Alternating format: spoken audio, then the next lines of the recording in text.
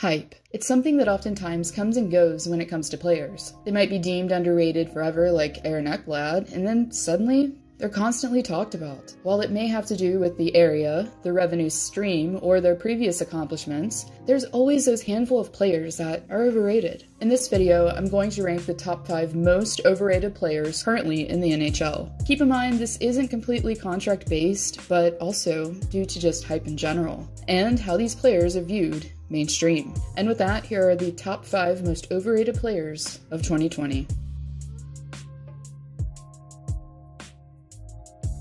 Free Agency 2019. Matt Duchene has finished out his contract after skipping around the league a bit to Ottawa, then Columbus, and is now the top center available as a UFA.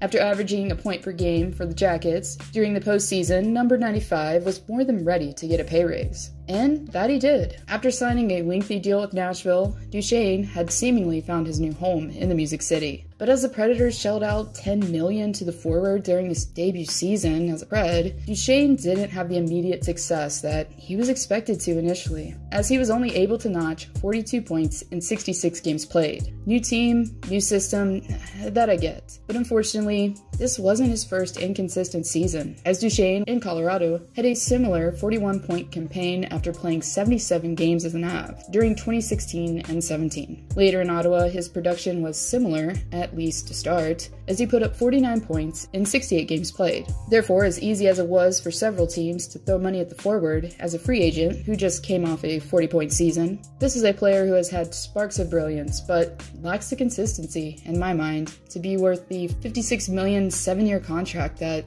he's currently on. Okay, so the postseason last year was simply a magical one, right?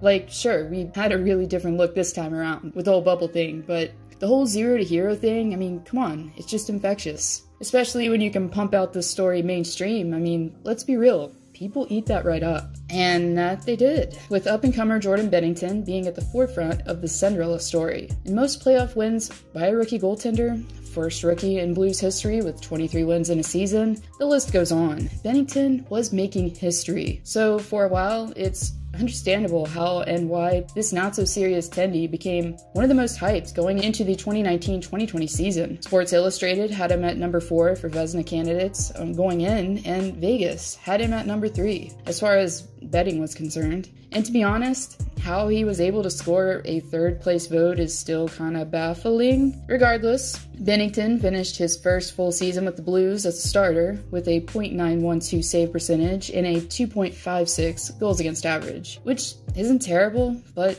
in my opinion, not worthy of being the league's best considering the shot count. And upon entering the bubble, it was clear that number 50's play was a far cry from what the hockey world witnessed the postseason before, as Benner recorded a .851 save percentage and a 4.72 goals against average. Granted, the whole team was pretty out of sorts, but still, hopefully the goaltender can redeem himself next season between the pipes for St. Louis. In the NHL, there's always this handful of teams that are basically oozing money. Like, the market's so rich that players are probably using this. Anyways, for a franchise that's worth, according to Forbes, $1.5 billion, there's going to be a lot of fandom and hype surrounding it, logically. Therefore, when you're a star in Toronto, take it like being a god among men. Well, unless you're in front of the media, that's a totally different story entirely. Just ask Phil Kessel. So, you take all of that hype, and you put that dollar bill sign on it, like that's 7 figures a year for 3 players, and one of those is Mitch Marner. Last year, prior to the season starting, Marner was on the NHL Network listed as the 5th best winger in the league. After finishing the 2018-19 season with 94 points, which is a heck of a season, don't get me wrong, with 26 goals and 68 assists, Marner was ranked above guys like Leon Draisaitl, Artemi Panarin, and Johnny Gaudreau, 2 of which had more points. Again, don't get me wrong, Marner's a heck of a player, but really, would he be receiving as much attention or money if he were playing elsewhere, like in Columbus or Minnesota?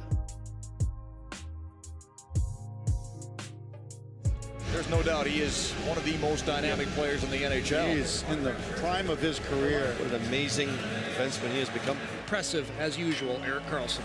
While he was in Ottawa, Erik Carlson was playing the best hockey of his career. After averaging a point per game during the 2015-16 season, the Swede at the present time was regarded as one of the best on the blue line. But after making the move out west, the previous two-time Norris recipient began to regress. Even still, after putting up 45 points and 53 games played, the injury-prone defenseman scored the contract of his career. And as Carlson cashed in massively last summer, after signing a huge 8-year, $92 million deal. Upon doing so, number 65 became the highest paid defenseman league-wide, after averaging $11.5 million a season. To put that in perspective, just a little, Carlson's salary accounts for roughly 38% of the current $29 million that's on the books for San Jose defensemen. And for a guy who, unfortunately, probably never play a full season again, that's a lot of money. But when he's on the outside, waiting for somebody to give him a perfect pass so he can use that lethal shot of his, that's going to happen, what, once or twice a game?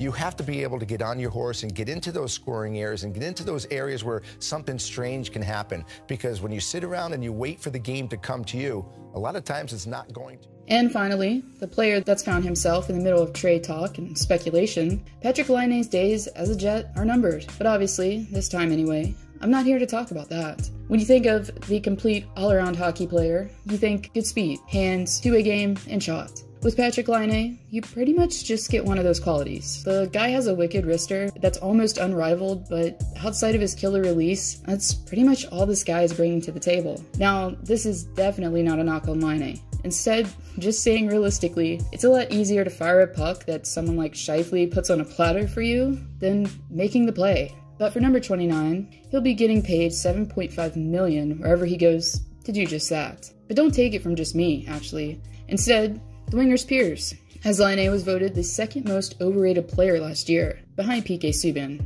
Shocker, according to a player poll conducted by The Athletic. Regardless, as I said, nothing personal here on being number one. Still a great player, just hyped up a little too much.